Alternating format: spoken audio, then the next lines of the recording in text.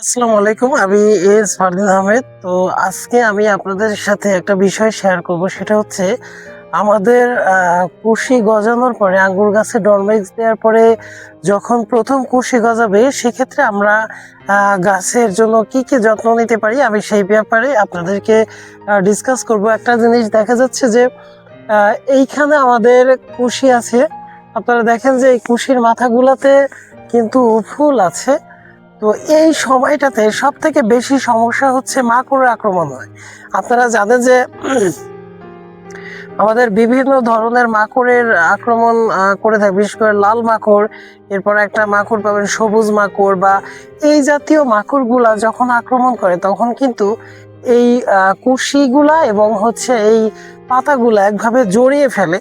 তো আপনারা অবশ্যই এই মাকড়নাশক আপনারা ভার্টিমেক, এরপর ওবেরন, বা এই জাতীয় যে মাকড়নাশকগুলো আছে, অ্যাবামেট্রিন গ্রুপের যে মাকড়নাশক আছে, সেই মাকড়নাশকটা আপনারা অবশ্যই ব্যবহার করবেন, তাহলে আপনাদের বাগানে কিন্তু বেশ ক্ষতিগ্রস্ত হবে। আপনারা সিনজেন্টার ভার্টিমেকটা ব্যবহার করতে পারেন। এটা প্রায় সবাই এই মাকড়নাশকটা ব্যবহার করে থাকে। তো আমি ভিডিওটা আর বড় করব না। আপনারা যারা আমার ভিডিও রেগুলার দেখে থাকেন তারা আমার চ্যানেলটিকে সাবস্ক্রাইব করুন। এছাড়া আমাদের এইখানে প্রচুর চারা আমরা তৈরি করেছি। আপনারা আমাদের কাছ থেকে চারা প্রি অর্ডার করতে পারেন।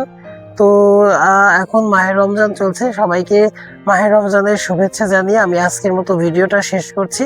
আর আপনারা আমার এই চ্যানেলটিকে সাপোর্ট করুন এবং চ্যানেলটিকে সাবস্ক্রাইব করে পাশেই থাকুন। সবাই ভালো থাকবেন। আল্লাহ হাফেজ। আসসালামু আলাইকুম।